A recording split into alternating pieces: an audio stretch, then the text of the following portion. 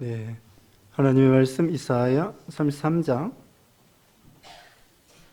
1절에서 13절까지입니다.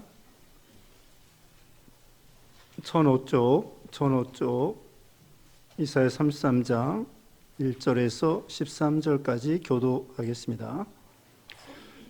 너는 학대를 당하지 아니하고도 학대하며 속이고도 속임을 당하지 아니하는 자여, 화 있을진저 네가 학대하기를 그치면 네가 학대를 당할 것이며 네가 속이기를 그치면 사람이 너를 속이리라. 여호와여, 우리에게 은혜를 베푸소서. 우리가 주를 앙망하오니 주는 아침마다 우리의 팔이 되시며 환난 때에 우리의 구원이 되소서. 요란한 소리로 말미암아 민족들이 도망하며 주께서 일어나심으로 말미암아 나라들이 흩어졌나이다. 방충의 때같이 사람이 너의 노량물을 모을 것이며 메뚜기가 뛰어오른 같이 그들이 그 위로 뛰어오르리라. 여호와께서는 지극히 존귀하시니 그는 높은 곳에 거하시며 정의와 공의를 시온에 충만하게 하심이라. 내 시대에 평안함이 있으며 구원과 지혜와 지식이 풍성할 것이니 여호와를 경외함이 내 보배니라. 보라, 그들의 용사가 밖에서 부르짖으며 평화의 사신들이 슬피 곡하며 대로가 황폐하여 행인이 끊어지며 대적이 조약을 피하고 성읍들이 멸시하며 사람을 생각하지 아니하며 땅이 슬퍼하고 세잔하며 레바논은 부끄러워하고 마르며 사로는 사막과 같고 바산과 갈멜은 나뭇잎을 떨어뜨리는도다. 여호와께서 이르시되 내가 이제 일어나며 내가 이제 나를 높이며 내가 이제 지극히 높아지리니 너희가 결을 잉태하고 짚을 해산할 것이며 너희의 호흡은 불이 되어 너희를 삼킬 것이며 민족들은 불에 굽는 휘돌 같겠고 잘라서 불에 사르는 가시나무 같으리로다. 다 같이요. 너희 먼 데 있는 자들아 내가 향한 것을 들으라. 너희 가까이 있는 자들아 나의 권능을 알라. 아멘. 네, 오늘 본문은 이사야 33장 1절에서 13절, 제목은 대적들을 향한 하나님의 심판. 대적들을 향한 하나님의 심판. 첫째로 선민의 구원과 대적의 멸망 예언. 선민의 구원과 대적의 멸망 예언 1절로 4절입니다. 두 번째, 여호와의 존귀함과 은혜를 찬양. 여호와의 존귀함과 은혜를 찬양함 5절로 6절입니다. 세 번째, 여호와께서 대적을 심판하심. 여호와께서 대적을 심판하심 7절로 13절입니다. 네, 오늘 본문에는 이스라엘을 괴롭히고 대적하는 그런 사람들에 대해서 하나님이 심판하신다는 것을 보여주고 있습니다. 특별히 그 당시에 이 이스라엘을 괴롭히는, 유다야를 괴롭히는 족속은 그 아수르 제국입니다. 아수르 제국. 그 당시에 이 중동 지방의 가장 그 강대국이고 제국이라고 할 수 있습니다. 아수르 제국. 그 다음에 이제 바벨론 제국, 메데 페르시아 제국, 헬라 제국, 로마 제국, 이런 제국들이 계속 이어지는데 그 아수르 제국이 어떻게 보면은 이렇게 중동 지방의 큰 제국으로서 처음으로 이렇게 큰 제국을 형성하게 되었죠. 그러게 유다 나라는 아주 작은 나라이고요. 또 남북으로 갈라져 있는데 북쪽 그 이스라엘은 벌써 주전 721년에 망했어요. 아수르에 의해서. 아수르 제국에 의해서 북쪽 나라는 주전 721년에 망해버렸어요. 지금 이제 700년, 주전 700년경인데 이제 하나님께서 이 유다 나라를 아수르가 쳐들어왔을지라도 보호해 주시고 지켜주시고 함께 해주신다는 그런 약속의 말씀이 나와 있습니다. 이제 1절 말씀에 너 학대를 당하지 아니하고도 학대하며 속이고도 속임을 당하지 아니하는 자여 화 있을진저 내가 학대하기를 그치면 내가 학대를 당할 것이며 내가 속이기를 그치면 사람이 너를 속이리라. 여기 학대를 당하지 아니하고도 학대하며 속이고도 속임을 당하지 아니하는 자는 화 있을지어, 이게 바로 아수르 나라를 가리켜요. 아수르 나라가 학대를 당하지 아니하는데도 작은 나라들을 엄청나게 학대한 거예요. 그리고 속임을 당하지 아니하면서도 또 남을 속이고 남을 속이고 학대하고 자기의 그 제국이라고 하는 그런 권세를 가지고 작은 나라들을 점령하고 학대하고 죽이고 괴롭히고 이런 그런 상황이죠. 근데 우리 하나님께서는 그런 아수르 제국, 망하지 않을 것 같은 제국도 하나님이 때가 되면은 공의로 심판하신다는 것을 보여줍니다. 나중에 이제 바벨론 나라가 또 제국이라고 그랬죠. 바벨론 제국 느부갓네살 왕 때에 얼마나 대단했습니까? 그런데 한 90년 만에 바벨론 나라도 나중에 망하게 돼 있어요. 또 로마 나라, 예수님 당시에 로마 나라는 얼마나 또 강력합니까? 그 나라도 결국은 망하고 말았습니다. 여기도 학대를 당하지 않으면서 남을 학대하는 그런 큰 나라들, 또 그런 사람들, 자기 권세를 이용해서 무슨 예를 들면 돈의 권세, 지식의 권세, 특별히 사람들 많이 모인다고 하는 그런 권세, 큰 나라, 그런 권세, 무기가 최고라고 하는 권세, 그런 걸 가지고 작은 나라를 괴롭히지만 결국은 하나님이 공의롭게 큰 나라들도 하나님이 심판하신다는 것. 러시아 나라가 우크라이나 침략해가지고 우크라이나를 얼마나 이렇게 괴롭힙니까? 그런데 우크라이나도 괴로움을 당하지만, 학대를 당하지만 러시아도 사상자가 죽은 사람하고 부상자 합해가지고 100만 명이 된다는 거예요. 죽은 사람이 몇십만 명일 거고 또 부상자는 더 많이 몇십만 명일 거고 합해서 100만 명이나 되는 젊은이들이 죽거나 다친 거예요. 그러니까 다른 나라, 작은 나라를 괴롭히지만 결국은 자기 나라들도 어려움을 당하는 거예요. 예전에 일제시대 때 일본 사람들이 우리나라뿐만 아니라 중국, 동남아시아 막 점령하고 심지어는 미국, 하와이까지 먹으려고 하고. 근데 어떻게 됐습니까?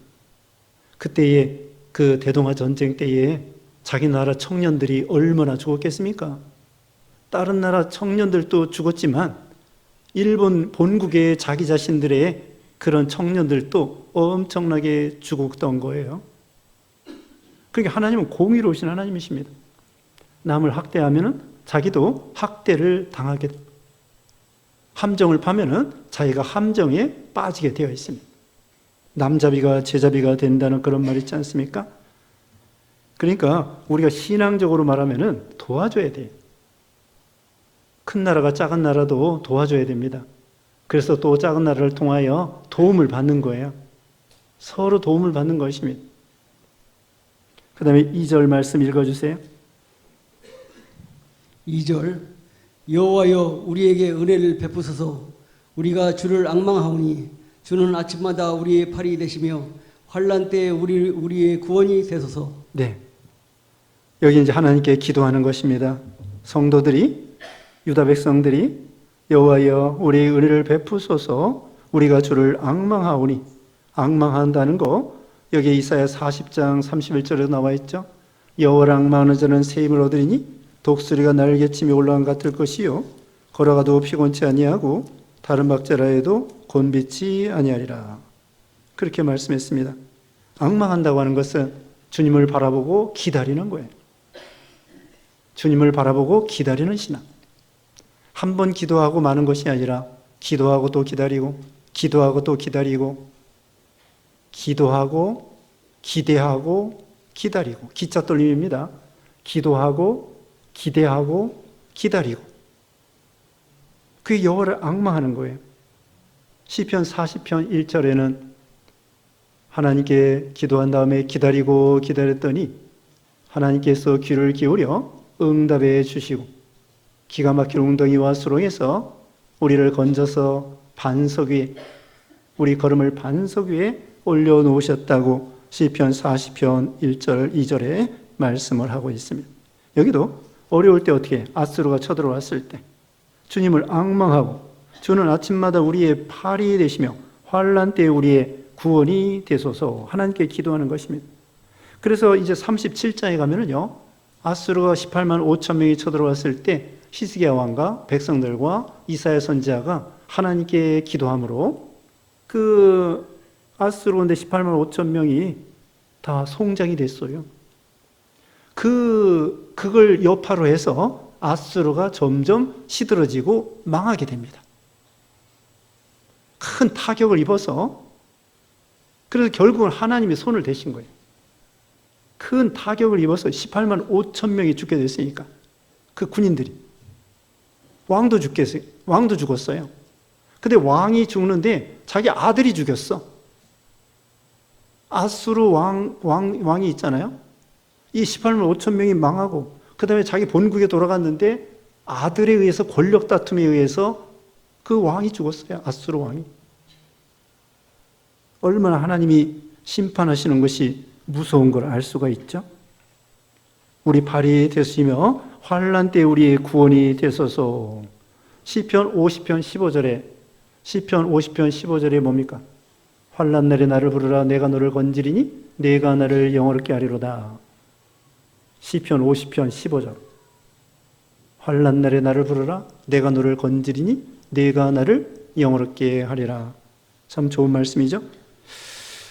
환난 때에 우리의 구원이 되소서. 3절입니다. 요란한 소리로 말미암아 민족들이 도망하며 주께서 일어나심으로 말미암아 나라들이 흩어졌나이다. 이제는 아수르가 망하니까 다른 민족들이 다 도망가게 됩니다. 하나님의 요란한 소리로 말미암아 다 뿔뿔이 흩어지고, 세력을 쓰던 사람들이, 아수르 나라가 망하고 또 작은 나라들이 망하고. 4절입니다. 황충이 때같이 사람이 너희의 노량물을 모을 것이며 메뚜기가 뛰어오른 같이 그들이 그 위로 뛰어오르리라. 아수르가 망하게 되니까 사람들이 그 아수르에 침략해 가지고는 노량물을 모으는 것처럼 다 빼앗아 간다는 거예요. 뿔뿔이 흩어지게 됩니다. 산산조각이 나게 됩니다. 아무리 큰 나라도 산산조각이 나도록 하나님이 그렇게 역사하시는 거죠. 5절 읽어주세요. 5절. 여호와께서는 지극히 존귀하시니 그의 높은 곳에 거하심이요 정의와 공의를 시온에 충만하게 하심이라. 네, 우리 하나님은 지극히 존귀하신 하나님이시고 높은 곳에 거하심이요 정의와 공의를 시온에 충만하게 하십니다. 시온은 예루살렘, 남유다, 이스라엘 백성들을 가리켜요. 우리 하나님이 지극히 존귀하십니다. 거룩하십니다. 우리 하나님은 인생의 생사복을 주관하시고 국가의 흥망성쇠를 주관하시고, 우리는 하나님에 대해서 점점 배워나가는 거예요. 공의와 정의를 베푸시는 하나님이시죠. 이스라엘 백성들에게 구원해 주시고 이스라엘을 대적하는 사람들, 그런 국가들에게는 하나님이 심판하시고. 요나서 4장 2절에는 우리 하나님은 은혜로우시고 자비로우시고 노하기를 더디하시고 인애가 크신 하나님이다. 4가지. 하나님은 어떤 분이에요? 은혜로우시고 자비로우시고 노하기를 더디하시고 인애가 크신 하나님이란 말이에요. 여러분에게 하나님은 어떤 하나님이십니다. 어떤 하나님이십니까? 보통은 사랑의 하나님이다. 사도 바울은 자기가 과거에 포행자의 핍박자의 해방자였으나 하나님의 긍휼로 자기가 사도가 됐다는 거예요. 사도 바울은 긍휼의 하나님, 자기가 하나님의 일을 할 때 긍휼의 하나님을 깨달았습니다. 사도 요한은 사랑의 하나님을 깨달았습니다. 사도 베드로는 소망의 하나님을 깨달았습니다. 여러분에게는 하나님이 어떤 분이셔요? 영원하신 하나님, 무소부재하신 하나님, 거룩하신 하나님, 능력의 하나님, 지혜의 하나님, 심판하신 하나님, 공의로우신 하나님, 거룩하신 하나님, 진실하신 하나님. 여러분에게는 우리 하나님이 어떤 하나님이 되십니까? 저는 전에도 물론 그렇지만은 우리 하나님은 어떤 분이시냐? 얼마 전부터 우리 하나님은 무소부재하신 하나님이시다. 무소부재라는 것은 안 계신 곳이 없는 하나님이셔요. 전에도 강조했죠. 우리 하나님은 이 예배당 안에만 계시는 것이 아니에요. 여러분 집에도 계십니다. 여러분 자동차 안에도 계십니다. 걸어갈 때도 계십니다. 온 우주에 충만하십니다. 예레미야 23장 24절이에요. 예레미야 몇 장이라고요? 2324. 2324예요. 예레미야 2324. 예레미야 23장 24절.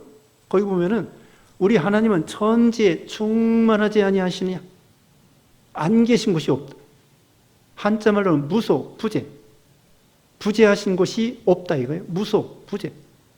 천지에 충만하신 하나님. 생각을 해보세요. 그리고 우리 하나님 우리 마음에 계셔요. 성령님을 통하여 우리 마음에 계시고 예수님이 성령님을 통하여 우리 마음에 계십니다. 고린도후서 13장 5절에 성령이 예수님께서 너희 마음에 계신 것을 알지 못하느냐. 예수님이 너희 마음에 계시지 아니하시면 너희는 버리운 자라고 했습니다. 고린도후서 13장 5절에. 그러니까 성령께서 우리가 예수 믿을 때 우리가 성령의 전이에요. 성전. 그래서 성령님이 우리 마음에 들어와 계셔요. 성령님을 통하여 삼위일체 하나님이 우리 마음에 들어와 계셔요.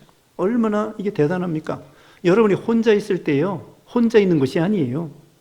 성령께서 우리 마음에 들어와 계시는 거예요. 그뿐만 아니라 옆에도 계시고 공기가 우리를 감싸고 있는 것처럼 온 우주는 아니죠. 이 지구에 공기가 충만한 것처럼 온 우주에 우리 하나님이 충만하시고 우주를 만드신 분이란 말입니다. 생각을 해보세요. 또 우리 하나님은 창조주 하나님이시고 우주를 만드신 하나님인데 그 우주가 끝이 없어요. 끝이 있긴 있어요. 근데 사람은 끝을 측량할 길이 없는 거예요. 우리 하나님을 어떻게 다 이해할 수 있겠습니까? 우리 이게 좁은 머리로. 네? 네? 우리 하나님은 이 지구, 태양, 별들을 만드신 하나님이신데 그 하나님을 어떻게 우리가 다 추측, 상상할 수 있겠습니까? 자, 우리 하나님은 어떤 하나님이십니까? 여러분에게 은혜로우시고 자비로우시고 노하기를 더디하시고 인애가 크신 하나님, 거룩하신 하나님, 전지전능하신 하나님, 무한하신 하나님, 거룩하신 하나님. 특별히 제가 요즘 강조하는 것은 무소부재하신 하나님, 안 계신 곳이 없다. 영어로 nowhere가 있어요. nowhere. 아무데도 없다. nowhere. 그 W를 앞에다 붙이면요. now here예요. here now. now here. 여기 지금 여기 지금이라는 거예요. now here. 지금 여기. 여기에 지금 계시다는 거예요. 안 계신 곳이 없어요. 여러분이 걸어갈 때, 잠잘 때 어디든지 계셔요. 그리고 또 추가로 오늘 에베소 4장 배웠죠? 4장 찾아봅시다. 오늘 배운 오전 예배 시간에 4장 배웠죠? 에베소 4장 6절 보겠습니다. 4장 6절 다 같이 펴세요. 313쪽 313 313쪽 에베소서 4장 6절에 찾으셨어요? 한번 읽어보실까요? 다 같이 시작. 하나님도 한 분이시니 곧 만유의 아버지시라. 만유 위에 계시고 만유를 통일하시고 만유 가운데 계시되. 자, 여기 보세요. 만유 위에 계시고 이 만물 위에 계시고 만물을 통일하시고 만유 가운데 계시도다. 만유 가운데 계시도다. 이게 어떻게 된 거예요? 만유 가운데 계시도다. 온 우주에 만물 가운데 우리 하나님이 계신다는 거예요. 골로새서 3장 11절. 네, 골로새서 3장 11절 찾아보겠습니다. 골로새 3장 11절 327쪽입니다. 거기에는 헬라이나 유대이나 헬라파나 무할레파나 야만이나 수고디아이나 종이나 자유인이 차별이 있을 수 없나니 오직 그리스도는 뭐랍니까? 만유시요 만유 안에 계시도다. 모든 것에 모든 것이 되신다는 거예요. 그리고 만유 안에 계신다는 거예요. 만유 안에 계신다는 게 무엇일까요? 만물 안에 계신다는 건데 만물 안에, 만물 위에, 만물과 함께 계시는 하나님이신데 제가 생각해 본 게 있습니다. 우리 물질 있잖아요. 물질. 여러분이 여기 눈에 보이는 거, 뭐 사람 몸이나 여기 뭐, 저기 뭐야, 이 나무나 모든 게 이 물질 있잖아요. 물질이 원소가 있어요. 그래서 분자가 있고요. 분자를 쪼개면 원자가 있고요. 원자를 쪼개면은 거기에는 양성자하고, 그러니까 원자 핵이 있고, 그 다음에는 전자가 있어요. 그러니까 물질을 요새 양자 역학이라는 말 들어오셨죠? 그래서 우리 이제 이 물질을 계속 쪼개보면 원자가 있어요. 작은 거. 엄청나게 작은 거예요. 그 원자 안에는 원자 핵이 있고 전자가 있어요. 전자는 더 작아요. 근데 그 원자 핵 주위를 전자가 왔다 갔다 해요.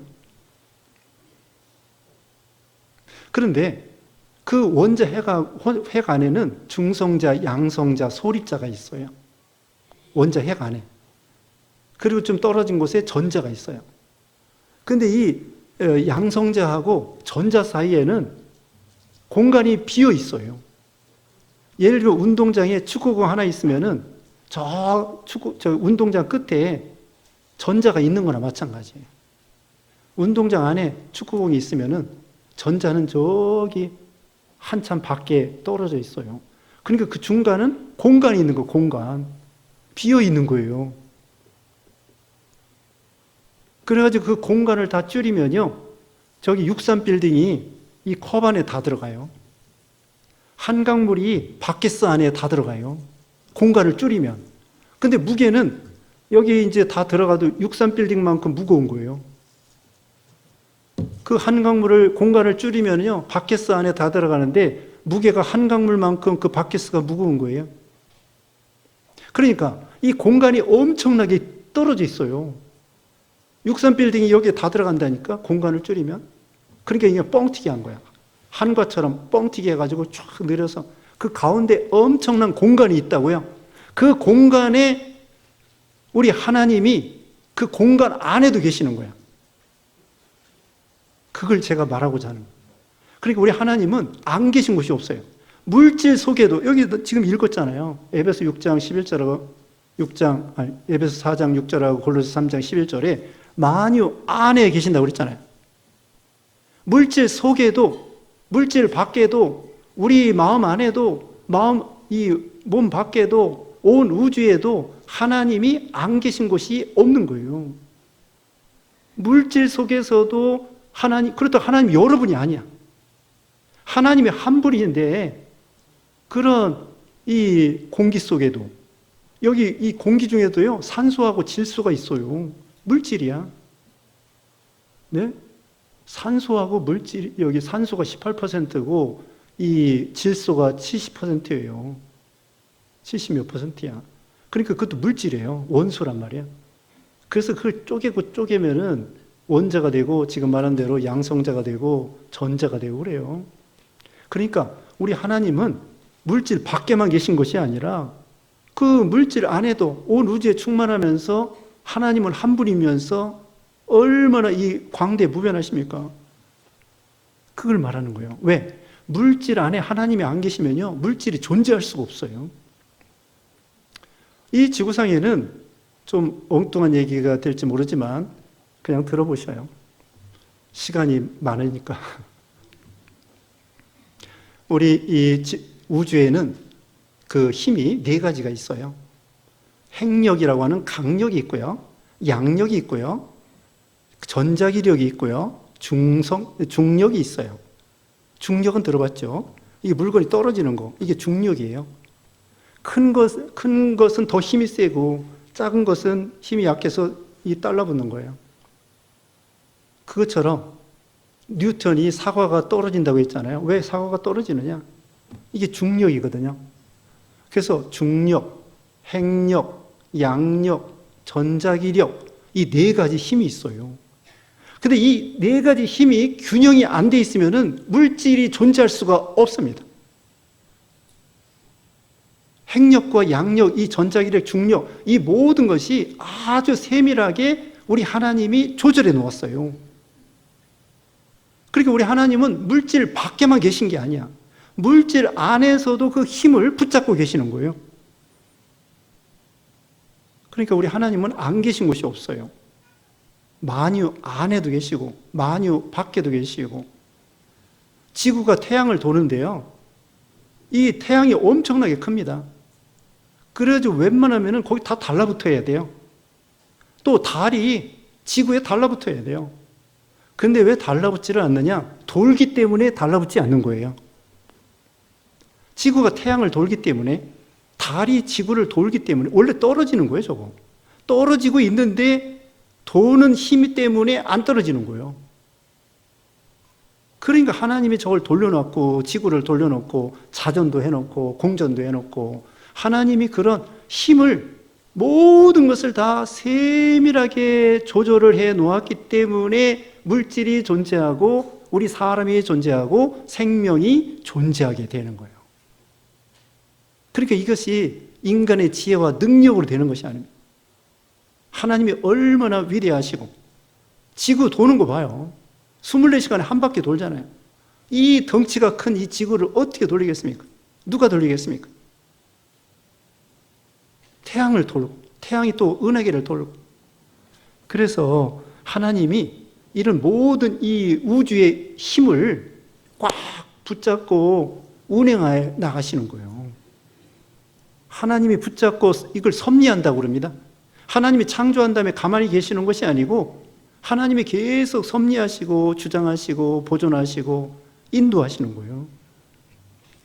그러니까 우리 하나님이 어떤 분이십니까? 위대하신 하나님이죠. 또 거룩하신 하나님, 죄에 대해서는 심판하시고, 또 예수님을 통하여 우리를 구원해 주시는 하나님이라. 자, 하나님을 여러 가지로 표현할 수 있잖아요. 구원의 하나님, 또 추가로 사랑의 하나님이 다 했습니다. 무소부지 하나님 다 했습니다. 구원의 하나님, 창조주 하나님, 그리고 무한하신 하나님. 아무튼 여러 가지로 우리가 말할 수 있고요. 우리는 그 하나님을 아버지로 섬기는 거예요. 위대하신 하나님을 우리 아버지로 섬기는 거예요. 우리 티끌만도 못하고 무지몽매한 우리들인데, 하나님의 사랑으로 우리가 살아가는 거죠. 은혜로, 긍휼로 살아가는 거죠.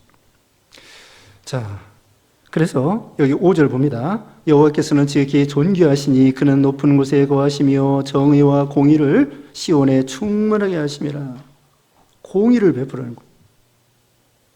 죄에 대해서는 엄밀하게, 또 믿음에 대해서는 구원으로 하나님이 은혜 주시는 거죠. 6절 말씀에 내 시대에 평안함이 있으며 구원과 지혜와 지식이 풍성할 것이니 여호와를 경외함이 내 보배니라. 하나님께서 히스기야 시대에 평안함을 준다는 것입니다. 대체적으로 그 믿음의 왕을 만나면요, 거기 이 이스라엘 백성들이 평안했습니다. 근데 믿음이 없고 우상 섬기고 그런 왕이 나라를 다스릴 때에는 나라가 늘 외국이 침략해 오고요, 불안하고 답답하고, 하나님이 안 도와주시니까. 그래서 이 시대에 평안함이 있으며 구원과 지혜와 지식이 풍성할 것이니 여호와를 경외함이 내 보배니라. 하나님을 경외하는 것이 우리의 보배가 된다고 했습니다. 우리 아이들에게도 여호와를 경외하는 것이 지식의 근본이라고 그랬죠. 아이들에게 공부 많이 하라, 좋습니다. 돈 잘 벌어라, 좋습니다. 근데 중요한 것은요, 여호와를 경외함이 보배가 된다는 거예요. 하나님을 경외하면 일평생 하나님을 따라가고 하나님이 그를 인도하게 되죠. 그 다음에 7절부터는 그 이스라엘 백성들이 좀 환난을 당한다는 것을 가르쳐 줍니다. 7절에 보라, 그들의 용사가 밖에서 부르짖으며 평화의 사신들이 슬피 고혹하며. 그 사신들이 평화 조약을 맺으려고 하는데 잘 안 되는 거예요. 큰 나라에 가서 사정사정해도 잘 안 되는 것입니다. 8절에 대로가 황폐하여 행인이 끊어지며 대적이 조약을 파하고 성읍들을 멸시하며 사람을 생각하지 아니하며. 큰 나라에 가서 도와달라고 그러는데 안 도와줘요. 조약을 파괴하고. 9절에 땅이 슬퍼하고 쇠잔하며 레바논은 부끄러워하고 마르며 사로는 사막과 같고 바산과 갈멜은 나뭇잎을 떨어뜨리는도다. 땅이 슬퍼하고 세전하게 된다는 것입니다. 이건 이스라엘 백성들이, 유다 백성들이 어려움을 당한다는 거예요. 큰 나라에 가서 조약을 하며 사정하는데 안 도와줘요. 요즘 우리나라가 좀 그런 것 같아요. 전에 6.25 이후에는 한미 동맹으로 인해서 우리나라가 저기 미국 사람들이 주둔해가지고 북한의 전쟁을 막고, 그 다음에 이제 안보 공약을 통하여 우리 남한의 경제 부흥을 일으킨 거예요. 그러니까 국방비 쓸 것을 전략해가지고 산업화하는데 그 돈을 쓰고, 또 미국에서 원조해주고, 물론 우리나라가 박정희 대통령 때 소득에 가서 원조 받고 간호사 광부들 그들을 이용해서 또 월남전에 가서 이렇게 하고, 그리고 중동에 가서 돈 벌고 그래가지고 됐는데, 아무튼 미국에서 6.25 이후에 먹을 거 입을 거 대주고, 어떤 때는 젖소도 대줬다니, 젖소도 대주고 공부도 시켜주고, 공부도 시켜줬대요. 장학금도 대주고 또 입양도 시켜주고, 미국에서 많이 도와줬다고. 그리고 반도체도 가르쳐주고. 원래 반도체 기술이 미국 거예요. 일본 거예요. 그런데 이건희 그 회장 때에 어떻게 받아가지고는 열심히 노력해서 반도체도 또 하고 다른 것도. 원래 우리가 원천 기술이 있는 게 아니에요. 미국 거 본받아가지고 한 거예요. 원전도 마찬가지. 우리나라 사람들이 머리가 좋아가지고 미국 사람들 이렇게 받아가지고는 베껴가지고는 더 잘 만들어. 또 이게 KTX도 프랑스에 거 받아가지고는 기술 잘 안 가르쳐 주는데 베껴가지고 더 잘 만들어. 그래가지고 또 그 수출해. KTX 그 전차 저기 하는 거예요. 또 무슨 탱크 같은 거 있죠? 전차 자주포 이런 거. 러시아에서 후원받아가지고는 그걸 또 베껴가지고는 열심히 만들어서 더 잘 만들어. 그렇게 해서 아무튼 미국에서 많이 도와준 거예요. 근데 이제 안 도와줘. 니네들 이제 잘 먹고 잘 살게 됐는데, 미국 사람이 생각할 때는 아니 우리 때문에 너희들이 잘 먹고 잘 살았는데 이제 너희들이 또 할 일을 해야지, 이런 식이죠. 언제까지 도와주겠느냐. 지금 미국도요, 자기 살 길이 바빠요. 빚이 너무 많아가지고. 우리나라도 빚이 많고 프랑스도 빚이 많고 일본도 빚이 많아요. 근데 일본 사람들은요, 빚이 있어도 그 국가의 채권을 국민들이 사준 거예요. 국민들이 그 일본의 그 빚을 그러니까 체주가 된 거야. 일본의 채권을 국민들이 사줬어요. 그래서 빚이 많아도 별로 상관없어. 근데 우리나라 빚은 외국의 달러를 빌려왔단 말입니다. 그러니까 이 빚이 이자를 갚아야 되고. 그러니까 우리는 이게 참 조심해야 돼요. 외국 빚을 얻었거든요. 일본 사람들은 자기 나라 백성들한테 빚을 얻었는데, 그러니까 우리나라도 여기가 조심해야 되고, 미국 사람도 빚이 너무 많고 자기네들 죽게 생겼으니까 그 다음에 이 작은 나라한테 돈을 달라고 그러는 거예요. 아무튼 잘해서 하나님이 결국은 도와주게 해야 도와주는 것 같아요. 우리가 믿음을 잘 써서 큰 나라들이 우리를 학대하지 않도록 우리가 잘 해야 되겠죠. 그 다음에 10절에 여호와께서 이르시되 내가 이제 일어나며 내가 이제 나를 높이며 내가 이제 지극히 높아지리니, 하나님께서 주권적으로 역사하시고 이 악한 나라들을 심판하심으로 높아지게 되신다고 했습니다. 모든 게 하나님이 주장하신다는 거죠. 11절에 너희가 결을 잉태하고 짚을 해산할 것이며 너희의 호흡은 불이 되어 너희를 삼킬 것이며, 이 강대국이라고 할지라도 결국은 결을 잉태하고 짚을 해산하는 것처럼 헛수고가 된다. 큰 나라들도 한꺼번에 망하게 된다는 거죠. 12절에 민족들은 불에 굽는 횃돌 같겠고 잘라서 불에 사르는 가시나무 같으리로다. 이렇게 횃돌같이 가시나무같이 불사르게 된다는 거죠. 13절 너희 먼 데 있는 자들아 내가 행한 것을 들으라. 너희 가까이 있는 자들아 나의 권능을 알라. 온 세상 나라에 대해서 하나님의 권능을 펼쳐 보여주시는 거죠. 그래서 아수르 같은 그런 강대국도 하나님 앞에 심판받을 때에는 하루아침에 무너지게 된다는 것을 보여주는 거죠. 그러니까 결국은 이스라엘 백성들은 시험하고 낮추셔서 마침내 복이 되게 해 주신다는 거죠. 그러므로 하나님께 구하고 하나님을 찾고 하나님을 교응해하는 것이 우리의 보배가 된다. 이런 말씀입니다. 기도하겠습니다. 거룩하신 하나님 감사합니다. 아수르가 이렇게 작은 나라 유다 나라를 침략하고 또 학대하고 속이고 그렇게 했지만 결국은 하나님께서 공의롭게 그런 큰 나라들을 심판하시고 결국은 이스라엘 백성들이 하나님을 경외하는 것이 복이 되게 하시고 보배가 되게 하시고 또 그들을 궁극적으로 구원하여 하나님의 자녀로 복으로 이렇게 채우신다고 했사오니 늘 우리가 하나님을 경외하는 것을 복으로 삼는 우리가 되게 해주시고 또 우리 성도님들 가정마다 하나님 복을 주시며 자녀손들 자자손손 믿음으로 축복받는 귀한 신앙 되게 해주셨기를 원하옵고 예수님의 이름으로 기도드리옵나이다. 아멘.